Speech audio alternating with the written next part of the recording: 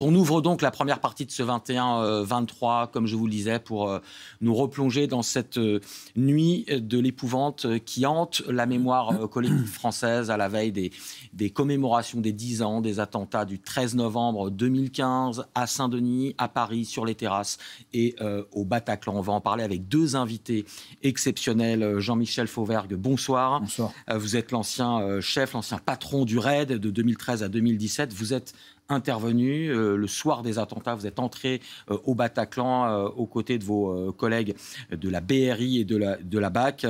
Après cela, vous avez été député pour La République En Marche de 2017 à 2022 et vous avez signé cet ouvrage « Ni capitulation, ni résignation » chez Fayard, on le voit à l'image.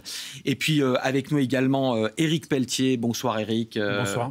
Grand reporter, spécialiste des questions de sécurité et de justice. Vous êtes vraiment, Éric, un des meilleurs connaisseurs de ce dossier des attentats du 13 novembre que vous couvrez depuis 10 ans, vous enquêtez dessus. On va voir notamment de nombreux extraits d'un de vos documents diffusés il y a quelques jours dans le 20h de France 2, documents bouleversants, et vous avez notamment récupéré depuis des années des enregistrements qui étaient restés assez confidentiels, complètement confidentiels. Les sons du 13 novembre, c'est à la fois glaçant et très instructif. Vous allez nous décrypter tout cela, Éric. Alors justement, on va voir un premier extrait de votre documentaire, Éric, pour partir tout simplement de comment se déroulent, d'où partent les événements. Et puis, on va entendre d'abord les premiers sons donc, de cette fameuse cassette d'enregistrement. Vous allez nous décrypter tout cela après. Premier extrait, et on en parle après avec nos deux invités. Il est 21h47. Les premières rafales de Kalachnikov viennent interrompre le concert.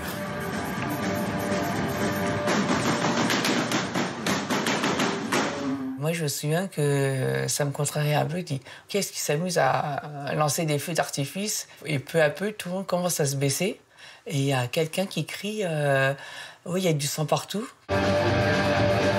La suite est captée par un dictaphone à l'intérieur de la salle de concert. 2h40 d'enregistrement, dont nous avons choisi de ne diffuser que quelques extraits. De l'arrivée des 3 terroristes à l'assaut final. La terreur des spectateurs. Ce soir-là, les terroristes tirent à 258 reprises dans la petite salle.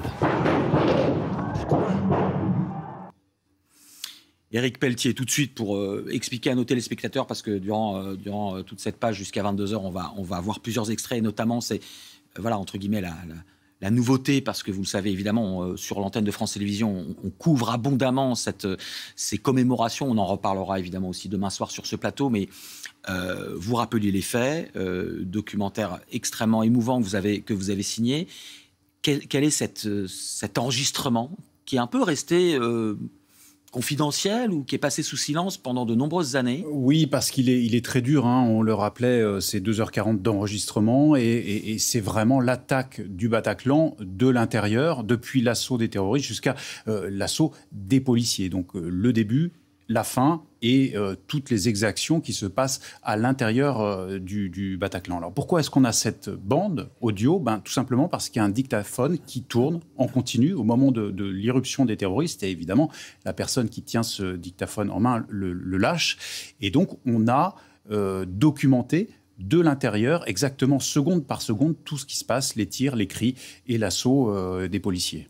Alors on va le voir en détail, on va voir d'autres extraits, juste pour que nos téléspectateurs comprennent, un dictaphone qui a priori était là pour des histoires de réglage de son, oui, j'imagine, des ingénieurs de son, puisque c'était un concert d'un oui, groupe absolument. Ce dictaphone, il est à l'étage, pas très loin d'ailleurs de la console de mixage, et le son finalement est assez net, assez clair, et on entend très bien, même jusqu'aux tireurs d'élite du RAID de la BRI qui vont se positionner à l'étage jusqu'avant l'assaut, et on entend les revendications, bien sûr les cris de douleur des personnes, on entend les premiers spectateurs qui prennent la fuite, évidemment complètement apeurés. Et ça, ce sera un document judiciaire essentiel pour comprendre ce qu'il s'est passé. Combien il y avait d'assaillants, qu'est-ce qu'ils ont dit, qu'est-ce qu'ils ont revendiqué, comment se sont comportés les spectateurs et comment tout cela s'est fini avec l'intervention de la police.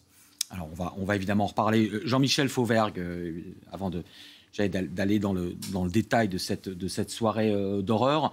À ce moment-là, vous êtes donc patron du RAID, commissaire de police, vous avez déjà vécu évidemment des situations de crise, c'est votre métier. Vous êtes préparé à cela, mais en même temps, on ne se prépare jamais à cela. Est-ce que vous avez le souvenir de la première minute où vous êtes alerté? Est-ce que tout de suite vous vous dites c'est énorme, on y va? Est-ce qu'au début, parce qu'il peut y avoir plein d'événements comme ça dans une carrière, c'est peut-être qu'un incident mineur? Racontez-nous. Alors, déjà, il faut recaser le Bataclan sur l'ensemble de ce qui s'est passé dans cette année 2015 et même un peu avant d'ailleurs. L'année 2015, c'est une année horrible et qui a commencé par Charlie Hebdo et par l'assaut que j'ai dirigé à l'hypercachère de Vincennes, où il y avait 26 otages et où le RAID et la BRI de concert ont sauvé les 26 otages. C'était déjà un attentat terroriste, et bien évidemment. Puis il faut savoir que dans cette année... Vous étiez très alerte sur ces questions-là. Bien sûr, depuis quand même quelques temps, depuis l'affaire Mohamed Merah, c'est-à-dire 17 mois avant que je prenne le RAID, depuis l'affaire Mohamed Merah, on était les équipes de police, alors pas seulement les équipes d'intervention du RAID, de la BRI, du GIGN dans la gendarmerie, mais aussi les équipes de renseignement, les équipes antiterroristes de la police judiciaire. Évidemment, tout le monde était sur des charbons ardents et la situation internationale, souvenez-vous, dans l'année 2015 et même un peu avant, on avait l'État islamique au Levant, il y avait des combattants français qui étaient au Levant. D'ailleurs,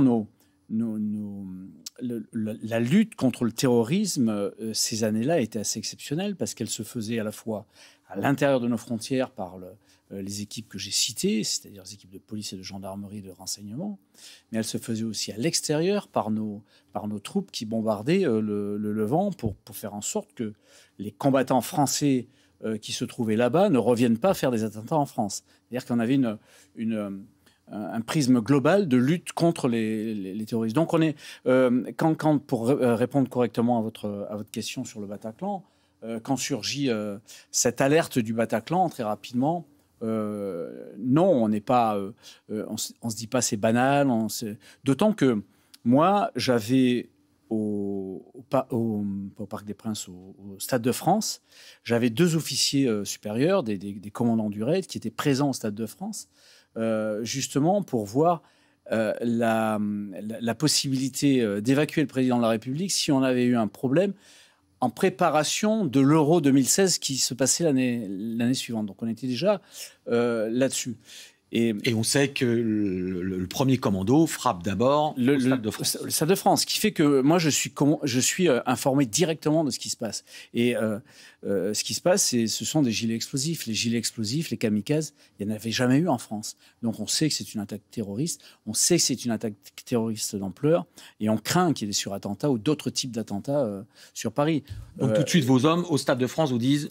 Voilà, il se passe quelque chose. Oui, puis... il n'y a aucun doute sur la qualification de ces attentats au Stade de France.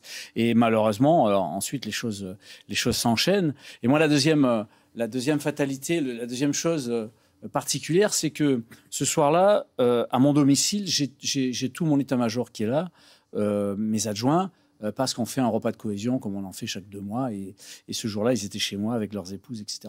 Et donc, j'ai pas de mal à rassembler les gens, puisqu'ils sont autour de moi et à distribuer mes missions assez rapidement. Donc, on réagit très vite. Et tout de suite, vous vous dites...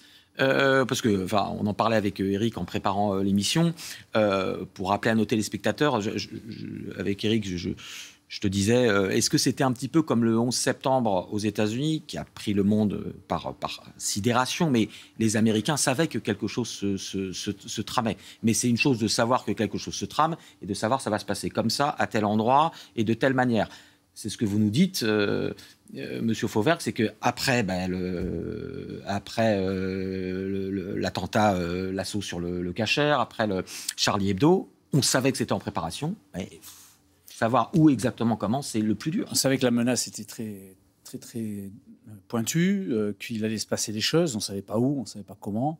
On ne savait pas que ça allait se passer dans un théâtre avec autant de personnes, bien évidemment. On avait étudié des scénarios avec nos services de renseignement, avec la DGSI, avec les services d'intervention. On s'entraînait d'ailleurs avec les autres services d'intervention, avec le RAID, le GIGN et la BRI s'entraînaient ensemble sur des scénarios, par exemple sur des centres commerciaux.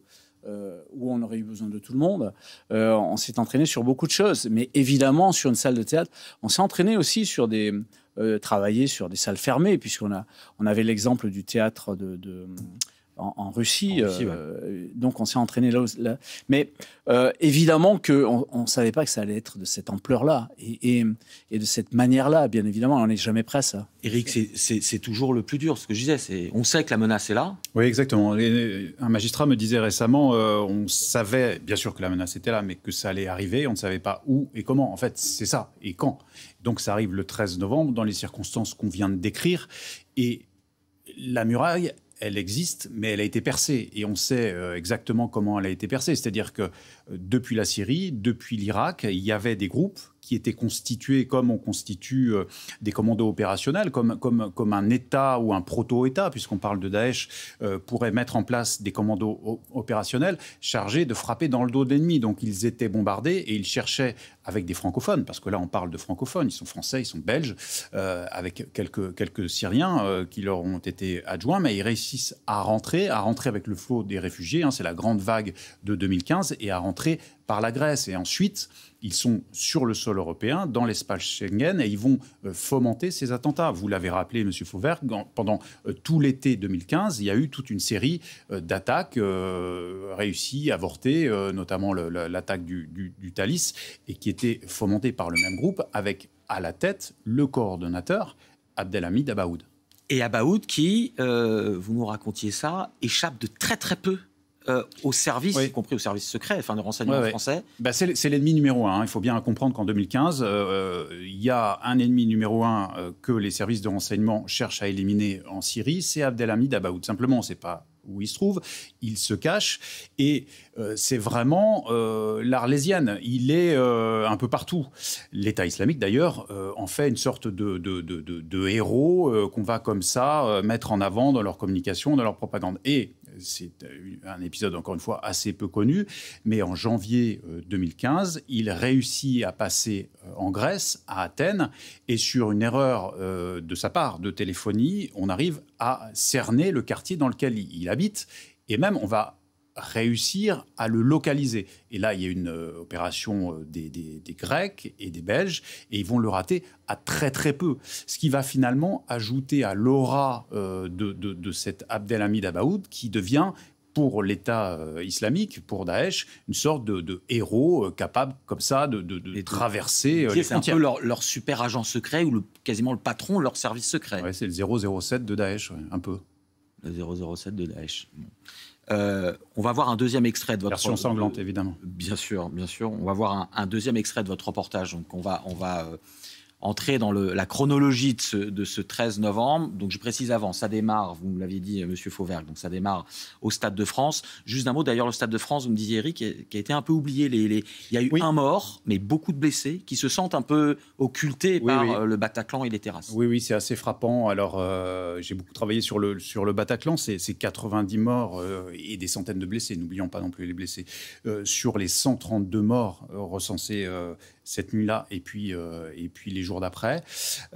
Mais simplement, il ne faut pas réduire ce 13 novembre au Bataclan. Bataclan, c'est là où il y a le plus grand nombre de morts, mais au Stade de France, il y a un mort et beaucoup de blessés, et une population plus invisible finalement que les gens qui venaient en tant que spectateurs au Bataclan ou boire un coup sur les terrasses. Et ces gens-là, ils ont eu le sentiment, et pas toujours à tort, d'avoir du Stade de France. Du Stade de France, pardon. Les spectateurs du Stade de France, et notamment les gens qui étaient autour, qui étaient des petits vendeurs à la sauvette pour beaucoup, de nationalités diverses et étrangers pour beaucoup, maîtrisant pas forcément bien le français, ils ont eu un peu le sentiment d'avoir été oubliés, et il ne faut pas les oublier, ces gens-là.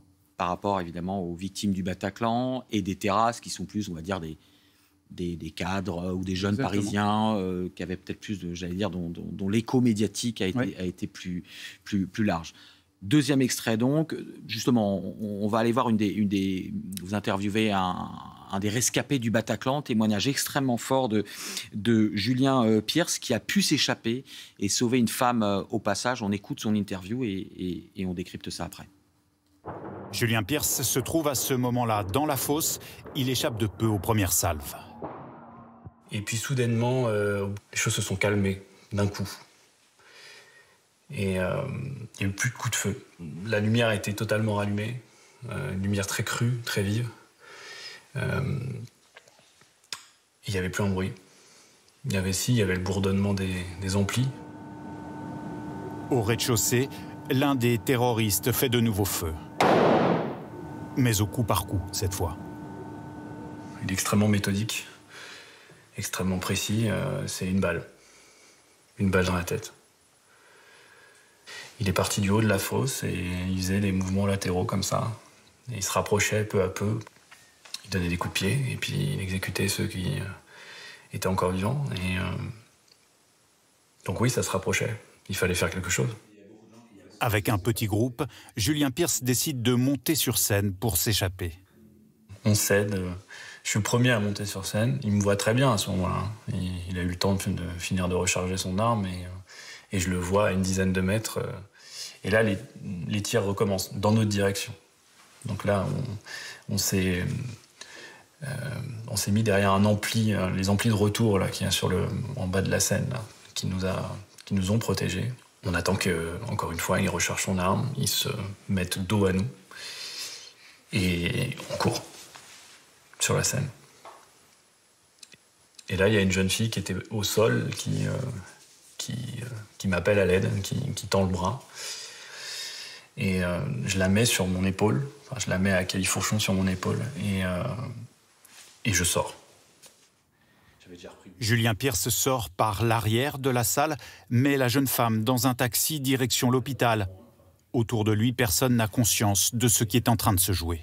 Et je suis au beau milieu d'un Paris aux alentours de 22h, 22h15, avec des grands-mères qui promènent leur caniche, qui ne savent absolument pas ce qui est en train de se jouer à quelques dizaines de mètres de là.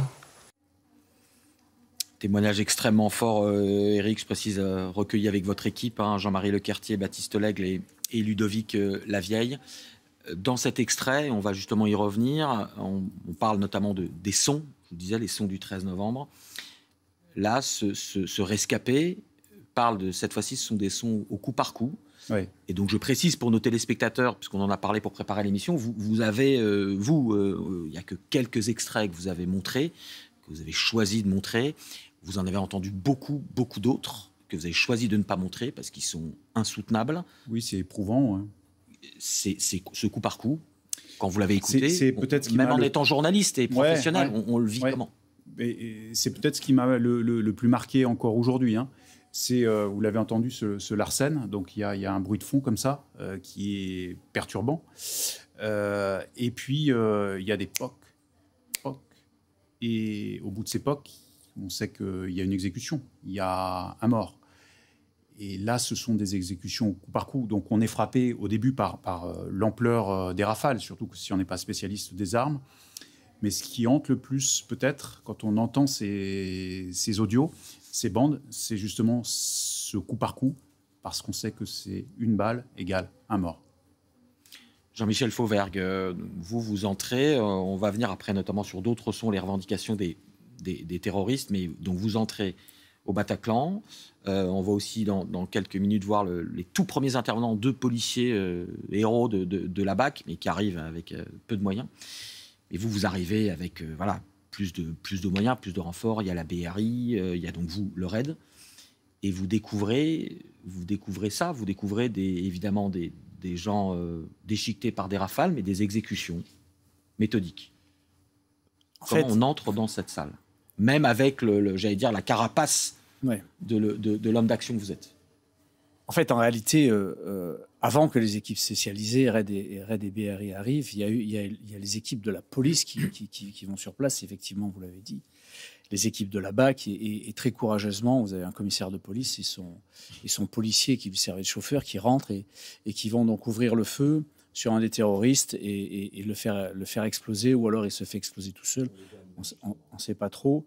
Et voilà, c'est ça, c'est exactement ça. Et donc, du coup, cette action-là fait que, comme il y a un des terroristes qui vole en éclats, les 2 autres terroristes vont, à ce moment-là, cesser les manœuvres que vous disiez, c'est-à-dire de tuer au coup par coup et avec cette froide détermination, et vont se réfugier derrière les loges, derrière la scène dans les loges, en prenant des otages. Et à partir de ce moment-là, le massacre généralisé va cesser. Assez rapidement, il y a deux équipes qui arrivent. Le chef de la BRI et son équipe rapide, mais ils étaient 7-8, c'est des équipes sur roue. Et mon adjoint, que j'avais moi positionné à Beauvau, et dès qu'on a su que ça se passait au Bataclan, j'ai demandé d'aller au Bataclan assez rapidement. Il a été rejoint par des équipes sur roue du RAID. Donc, les premiers intervenants des équipes spécialisées devaient être une vingtaine maximum. Et moi, entre-temps, j'étais en direction du RAID pour aller chercher tous les effectifs que j'avais besoin. Et donc, je distribue mes missions. On a une colonne d'assaut qui va rue de la Fontaine-au-Roi parce qu'on me signalait qu'il y avait des terroristes dans un immeuble qui était en train de tuer tout le monde dans l'immeuble. En fait, en réalité, il y avait rien, mais ça a pris toute la soirée pour vérifier ça. Et moi, je vais au Bataclan, puisqu'on savait que c'était le Bataclan. On a des renseignements qui nous étaient parvenus. Et on savait que c'était le Bataclan. Et donc, arrivant au Bataclan, moi, je rentre, j'arrive avec ma colonne d'assaut et je rentre devant la colonne d'assaut. On avait déjà donc les premiers éléments que je vous ai cités du RAID et de la BRI. Donc vous entrez dans un environnement qui est, je parle pour le rez-de-chaussée, à peu près sécurisé. Est-ce que vous entrez à la main pour vous défendre? Oui, bien sûr, bien évidemment. Mais non, l'environnement n'était pas du tout sécurisé.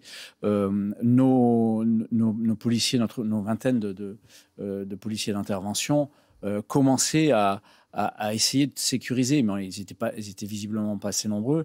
Et donc, assez rapidement, on a déployé nos tireurs d'élite au rez-de-chaussée, au premier étage pour renforcer la BRI, puisqu'on s'est partagé le travail entre le rez-de-chaussée et le premier étage. Le premier étage étant à la BRI, le rez-de-chaussée au RAID.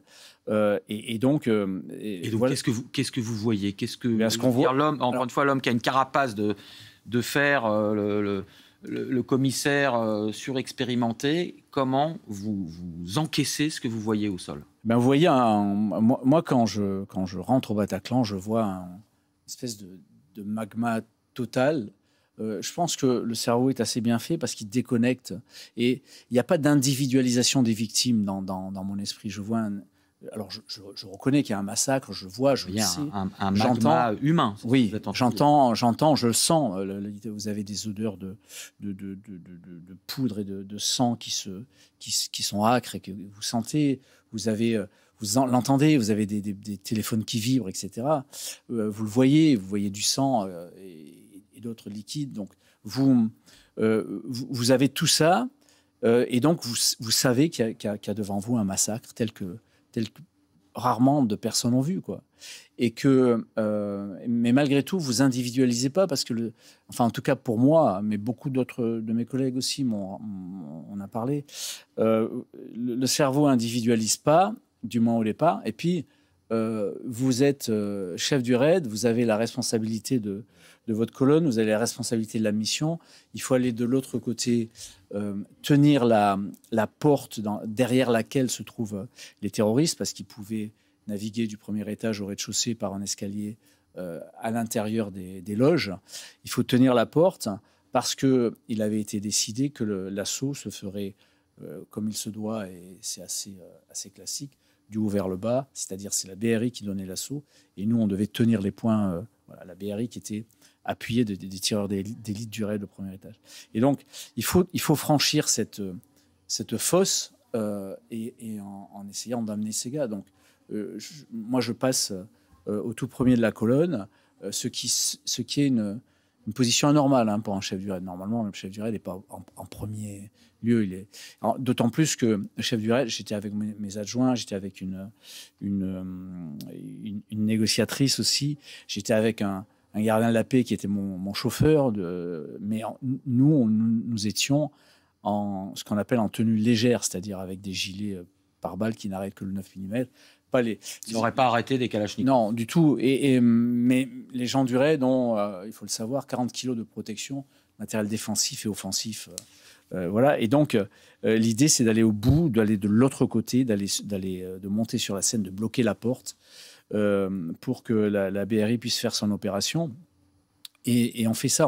Je traverse ce magma, excusez-moi du terme, mais cette espèce d'ensemble macabre, ce magma, en essayant de traîner les pieds pour pas glisser, pour pas marcher sur les cadavres. Et on monte sur la scène et en se retournant, on voit que nos effectifs qui ont 40 kilos sur le dos n'arrivent pas à monter sur la scène. Donc on les prend, on les tire, on les hisse.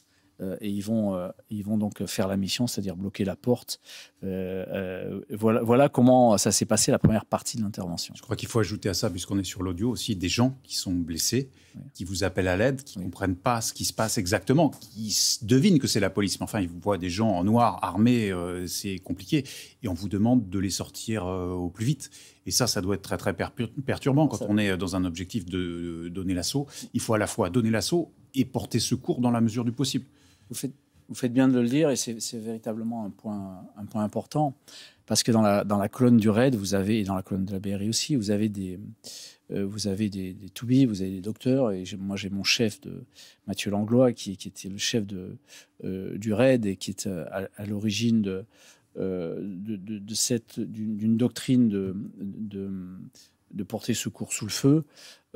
Et à un certain moment, quand on rentre dans le Bataclan, j'ai Mathieu Langlois, le docteur, qui me dit, en voyant tous ces massacres, il me dit il faut qu'on leur porte secours, il faut y aller, etc. Et je lui refuse ce secours-là dans l'immédiat en lui disant écoute Mathieu, si pour l'instant, c'est pas sécurisé. Si tu vas porter secours et tu te fais tuer, je vais avoir un médecin qui va être tué et qui ne me servira à rien. Alors tu attends. Et il est aussi là pour porter secours à vos hommes. Il est là essentiellement aussi au départ pour rassurer les gens du raid et de porter secours aux gens du raid s'ils sont touchés. Mais évidemment, c'est un médecin. Il y en avait 4. Ils ont envie d'aller rapidement porter secours. Ce qui fait que le plus rapidement possible, dès qu'on a sécurisé, c'est-à-dire dès qu'on a mis des tireurs d'élite et qu'on commence la progression, à ce moment-là, alors que les deux derniers kamikazes terroristes n'étaient pas morts, qu'on les avait pas, qu'ils n'étaient pas morts. Malgré ça, je dis à Mathieu, allez, vas-y. Et les secours sont portés assez rapidement. Et en fait, les secours, en termes de secours, mais il a fait un livre là-dessus, Mathieu Langlois, qui est terriblement émouvant. En fait, de secours, il faut, et c'est terrible pour des docteurs, il faut trier les gens, savoir ceux qui vont être capables d'être sauvés et porter secours. Faire un tri mortifère. Ça, c'est ce qu'aura beaucoup de médecins en zone de guerre, parce que là, clairement, on était en zone de guerre. Éric, un extrait court, on revient sur le son, on va entendre la voix des terroristes. C'est toujours dans votre documentaire, et vous allez nous expliquer ce qui vous a marqué. On écoute la voix et les revendications des terroristes. Tout le monde à terre ! À l'intérieur de la salle, les 3 assaillants revendiquent leur action. On entend la voix de l'un d'eux sur la bande audio. Les soldats français et américains bombardent dans les airs. Voilà, vous avez élu votre président Hollande. Voilà sa campagne, remerciez-le. Et ils recommencent à tirer. Éric, qu'est-ce qui vous marque dans ce qu'on entend? Là, c'est la voix des terroristes. On sait lequel c'est? Moi, je ne suis pas capable de le dire. Ils sont à ce moment-là de l'assaut, de l'attaque, ils sont 3. Je ne sais pas si c'est Amimour, Mostefaï ou Mohamed Agad, je ne saurais pas dire. Mais en tout cas, ce qui me frappe, parce que finalement, la transcription, on l'a eu assez tôt. Mais l'entendre, c'est autre chose. Je pense que ça nous fait pénétrer à la fois dans un lieu, le Bataclan, mais aussi dans leur tête. C'est-à-dire, qu'est-ce qu'on remarque? C'est finalement des gens, alors d'abord, qui parlent français. Ils viennent certes de Syrie, mais ils parlent français. Ils sont très, très déterminés. Ils ont un agenda politique. Ils sont prêts à tout. Et finalement, ces voix, elles nous sont assez familières. C'est des voix qu'on peut entendre autour de nous, avec un accent, peut-être un accent de banlieue, mais ils parlent français, ils sont pour la plupart de nationalité française.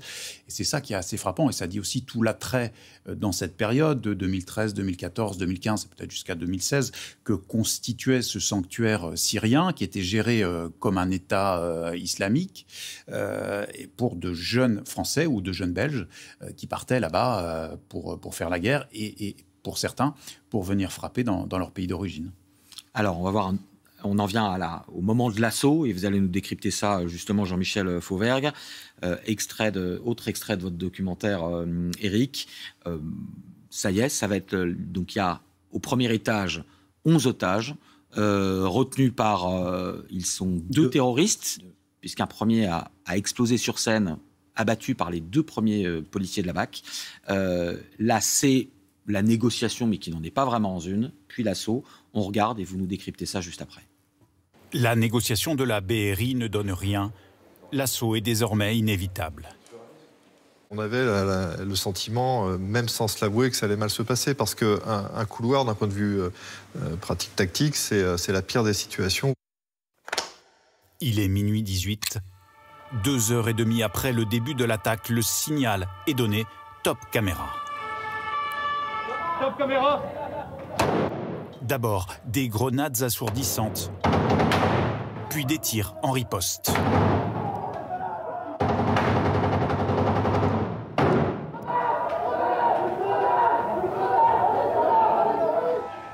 Jusqu'à cette énorme détonation entendue même à l'extérieur. Un terroriste vient à son tour d'actionner son gilet explosif. Au moment de cette explosion, moi je me retrouve projeté en l'air, parce que l'explosion est telle qu'on se retrouve vraiment soulevé de terre, quoi. Je retombe au sol et moi je suis sonné, j'entends plus rien. Et la seule chose que j'arrive à articuler, c'est à l'aide. La BRI et le RAID évacuent les otages. Est-ce qu'on a les otages là? Oui, ils sont descendus. Pour moi, vraiment le pire souvenir, celui qui reste le plus, celui qui marque le plus, qui déforme le plus l'existence, c'est ce souvenir-là qui est de la fosse. On tombe sur un flic qui nous dit de ne pas regarder, quoi. Mais on a tous regardé. On a tous regardé. Toutes les victimes qui sont restées enfermées au Bataclan ont tous regardé la fosse. Et ça a changé tout le monde. Juste quelques minutes après, dans votre documentaire, Éric, Christophe Molmy, donc votre alter ego à la BRI, le patron de la BRI, vous raconte, c'est une scène extrêmement émouvante, que un de ses meilleurs amis était au concert et il fait l'identification des corps et il tombe sur le visage massacré de son ami. Cet assaut, Jean-Michel Fauvergue, Éric le disait, on sait qu'il n'y a pas de négociation. Vous nous disiez que vous étiez avec une négociatrice, mais... Oui, non mais il faut savoir que depuis l'affaire Mohamed Merah, en tout cas au RAID, mais partout, mon prédécesseur, Amaury de Claude, qui commandait le RAID, avait commencé cette évolution-là et je l'ai accéléré quand j'ai pris le commandement du RAID. En fait, en réalité, et je l'ai accéléré en même temps que le GIGN, c'est-à-dire qu'on a fait une action commune dans ce sens-là. Et on a constaté que sur des individus de ce type-là, sur des djihadistes, et comme Mohamed Merah et comme d'autres après, et comme eux, il n'y avait pas de négociation possible parce qu'ils recherchaient la mort, les armes à la main. Donc la négociation s'est faite pour arriver à une reddition. Il n'y avait pas de reddition possible et donc on avait changé notre manière de faire, nos process d'intervention face à des preneurs d'otages djihadistes et radicalisés et non pas des preneurs d'otages qui ont un problème psychologique. Là, c'est à peu près 80 cas par an. On continue à négocier. Mais là, on ne négociait plus. Pourquoi ? Parce que on devait récupérer le temps pour nous, pour qu'il y ait de moins en moins de victimes sur les otages. C'est ce qu'on a fait à Vincennes, puisqu'à Vincennes, à l'hypercachère de Vincennes, on a sauvé tous les otages en appliquant cette théorie-là. Donc, on n'était pas parti... Vincennes, le supercachère, Supercachère, c'est ça, ouais, pardon. On n'était pas parti pour négocier, mais nos négociateurs, on les emmène toujours avec nous parce que, malgré tout, peut s'établir un contact. Et dans le contact, on arrive à savoir, c'est du contact opérationnel, on arrive à savoir qu'est-ce que les terroristes ont comme armes, s'ils ont des explosifs, combien ils ont d'otages, etc., etc. Ça, c'est intéressant. Leur technique de négociation nous permet d'avoir du renseignement opérationnel. Donc voilà pourquoi j'avais une négociatrice avec moi. La BRI aussi a tenté de négocier dans ce sens. Mais ils n'ont pas tenté de négocier pour avoir une reddition. On sait qu'on n'aurait pas de reddition. Et puis, ils ont tenté de négocier pour gagner du temps et permettre au dispositif... Exactement, c'est-à-dire de se mettre en place assez rapidement et peut-être avoir aussi du renseignement d'intervention. Quoique là, on avait beaucoup de renseignements. On savait qu'ils avaient des gilets explosifs. Et voilà. Et donc... à partir de ce moment-là, effectivement, ça a été décrit. L'assaut se fait sur le premier étage. Les otages, alors miraculeusement, il n'y a eu aucun otage qui a été pris ensuite en otage. C'est ce que j'allais dire, opération, miracle. Alors, aucun otage tué. C'est pas tout à fait un miracle. C'est pas tout à fait un miracle. C'est pas du professionnalisme. Non, mais c'est aussi un concours de circonstances, c'est du professionnalisme. Il y a un concours de circonstances parce que les deux derniers terroristes qui restaient avaient des gilets explosifs. Face à l'assaut de la BRI, ils reculent et commencent à pénétrer à l'intérieur de l'escalier, le fameux escalier que je vous décrivais tout à l'heure. Et quand le premier se fait exploser ou est impacté par un projectile de la BRI et explose, eh bien, comme il a déjà descendu quelques marches, la mitraille qu'il a dans son gilet explosif, parce qu'ils mettent des boulons, ils mettent des clous, la mitraille qu'il a dans son gilet explosif se dissémine un peu partout, mais plutôt vers le haut et vers le bas, parce qu'il a tué son collègue derrière. Mais les otages ne sont pas touchés parce que les otages étaient allongés et donc ils vont passer dans les pieds des gens de la BRI et ils vont s'évader. Et vous me disiez, Eric, pour le premier terroriste qui est tué au Bataclan par la BAC, il a une otage à la main, mais c'est la même chose. Il tombe à la renverse et en fait son... Oui, il y a un otage pas loin. Alors, il faut peut-être rappeler un peu le procédé. Ils ont confectionné eux-mêmes, les terroristes, tous, mais les trois dont on parle, des gilets qu'ils portent eux-mêmes et qui sont capables d'actionner. Simplement, ils ont été confectionnés assez récemment. C'est ce qu'on appelle du TATP. Et c'est un explosif qui est assez instable. Et celui-ci, manifestement, il n'a pas la puissance qu'ils auraient souhaité. Donc, premier élément et première chance. Ils sont à chaque fois acculés, soit les tirs de la BAC, soit les tirs de la BRI et du RAID.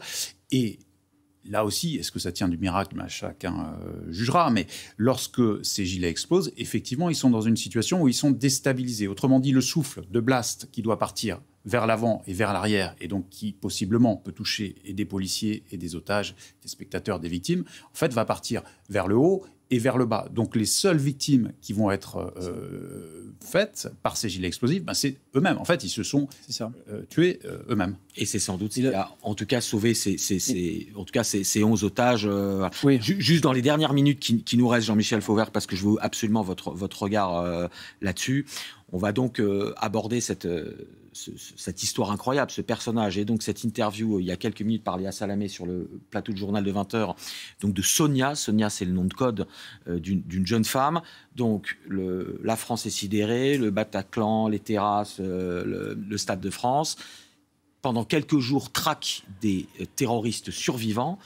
Abdelhamid Abaoud est toujours l'ennemi public numéro 1. On ne parle pas trop d'Abdeslam à ce moment-là, ou moins. Et il y a un coup de fil d'une jeune femme qui est dans l'entourage d'Abaoud, qui est amie avec une cousine d'Abaoud, et qui va peut-être à l'encontre de solidarité, que ce soit de quartier ou autre, eh bien va quand même écouter sa conscience et prévenir la police. Écoutez son interview, et vous la connaissez, vous connaissez cette histoire, vous avez déjà rencontré à plusieurs reprises, Eric, cette Sonia, vous avez participé à l'élaboration de cette interview. On l'écoute, vous allez voir, c'est sidérant et on en parle après. Vous dites, Sonia, moi je ne suis pas une héroïne, mais tout de même, vous avez eu un geste véritablement héroïque qui a pu éviter d'autres morts, puisqu'on savait qu'Abaoud planifiait d'autres attentats, et notamment un attentat à la Défense, et que quand vous le rencontrez, quelques jours après les attentats du 13 novembre, il vous dit « La France est à genoux et c'est pas fini, je vais continuer », et puis vous menace de mort, et malgré tout, vous allez appeler la police. Il en faut du courage.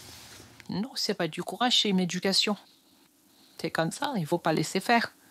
Je ne suis pas une héroïne, je suis une citoyenne française, qui plus est une femme, qui a des valeurs, des principes, Et moi, mes valeurs à moi, c'est de ne pas laisser faire ce genre de choses. On ne peut pas se permettre de laisser faire quelqu'un qui va aller tuer encore des autres gens.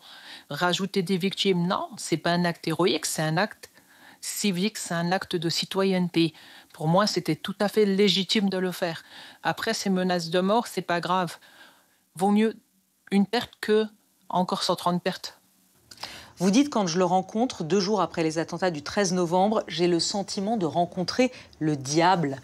Vous dites que vous en faites encore aujourd'hui des cauchemars. Oui, j'en fais encore des cauchemars. Pas plus tard qu'hier encore. Oui, c'était le diable en personne. C'est quelqu'un qui se réjouissait, qui était heureux, sauf que non, c'est mal ce qu'il a fait. Ôter la vie à des gens comme ça, qui sont là en train de prendre un café sur une terrasse. Mais quel être humain est capable de faire ça, si ce n'est pas un diable?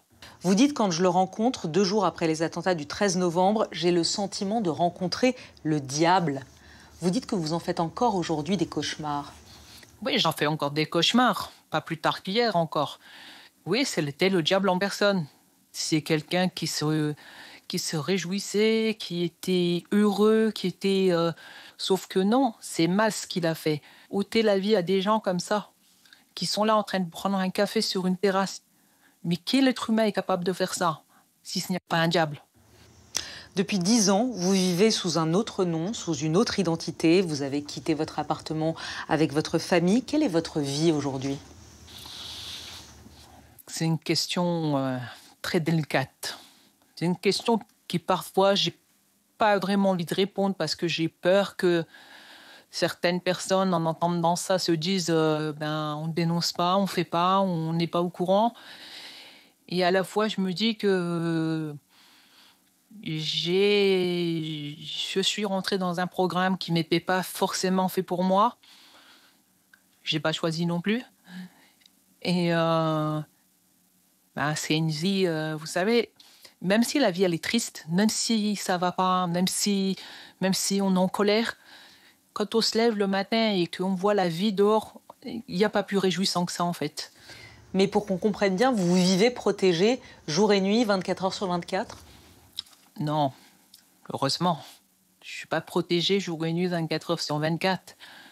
Accepter d'être protégé 24 heures sur 24, c'est donner raison au terrorisme. C'est leur montrer qu'on a peur. Moi, je n'ai pas peur. Vous n'avez pas peur? Non, je n'ai pas peur. Vous pouvez travailler aujourd'hui? J'ai essayé, mais j'ai été reconnue, donc c'est pas évident. Est-ce que vous recevez des menaces aujourd'hui encore? Je reçois des menaces, oui. Qui prennent quelle forme? Je ne veux pas les interpréter parce que je ne veux pas montrer que j'ai peur. Je ne m'inquiète pas pour moi, je m'inquiète pour ma famille, je m'inquiète pour mon voisinage, je m'inquiète pour tout le monde en fait. Ce qui lui en arrive m'arrivera. Mais je ne donnerai jamais ce sentiment de peur à des terroristes, à des criminels, à des personnes sanguinaires comme ça. Je peux...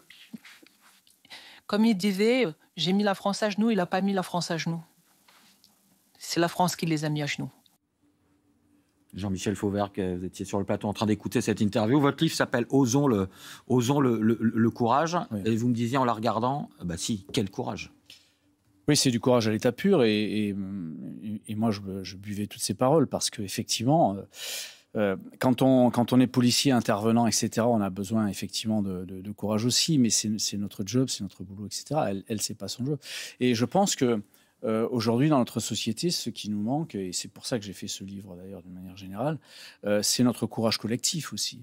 On a toujours l'habitude d'attaquer nos politiques. Alors, ils sont attaquables, hein. Je ne vais pas tous les défendre, mais c'est du courage collectif de nos populations aussi. Et Éric, juste avant qu'on termine dans quelques minutes sur l'assaut qui va suivre, le signalement, le courage de cette jeune femme permet d'éviter quoi ?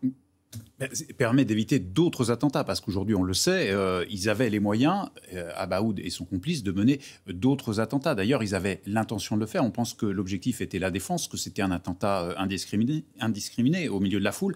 Et c'est parlait d'un centre commercial, probablement, on n'en est pas sûr, mais et pas dans des mois après. C'était dans les imminent. jours qui venaient, bien sûr, ils étaient aux abois, ils allaient probablement faire ça. Et ce qui est frappant chez cette femme, c'est cette détermination. Et elle n'hésite pas une seconde. Elle a un rapport, d'ailleurs, dans le passé plutôt distendue, on va dire, avec la police. Et elle fait le choix d'appeler le 197, la ligne verte dédiée aux attentats. Et elle appelle. Et c'est elle qui permet d'éviter d'autres attentats. Et c'est elle qui conduit les forces d'intervention dans la planque que va rejoindre Abaoud. D'où, et donc vous, Jean-Michel Fauvergue, dans la dernière minute qui nous reste, je sais que c'est court, mais vous menez l'assaut. On est le 18 novembre. Vous menez l'assaut. Vous ne savez pas ce qui se trouve dans cet appartement. Si, on le savait. On savait qu'il y avait les terroristes. On savait qu'ils avaient des giles explosifs parce qu'il y avait des renseignements de la part des services de renseignement. Il y avait aussi des caméras qui les avaient pris. Est-ce que vous auriez aimé le prendre vivant? Le but, c'était ça, pour tout vous dire. Le but, c'est d'aller très vite, de faire exploser les portes, de la porte en tout cas, et de les prendre tous les trois. Ils étaient trois avec une jeune fille, ils étaient tous les trois vivants. Malheureusement, il y a un des explosifs qui a fait long feu, donc la porte n'a pas cassé. Et assez rapidement, on a dû se reconfigurer. Et on a fait des tirs de barrage. J'ai ordonné des tirs de barrage pour pas que les terroristes viennent se coller à la paroi, qui n'était pas une paroi porteuse, et me mettre la colonne d'assaut au tapis. Et donc ça a duré le temps que ça a duré, avec les effectifs et les munitions que vous savez. Ça a même créé des polémiques avant. Mais le résultat est là, c'est-à-dire qu'à un certain moment, les terroristes ont été annihilés, anéantis. Éliminés. Et avec ça, des projets d'attentats. On a effectué un attentat majeur. Je crois que c'était sur la plaque de la Défense, cet attentat-là qui devait se passer. Merci à tous les deux pour votre témoignage et notamment témoignage extrêmement émouvant. Et Éric, je rappelle votre document qui est à retrouver notamment sur la plateforme du 20h de France 2. Vraiment, je vous recommande de revoir ce document de 13 minutes, extrêmement émouvant, avec les sons du 13 novembre. On en reparlera demain sur ce plateau même jour des commémorations des attentats du 13 novembre 2015. 22h.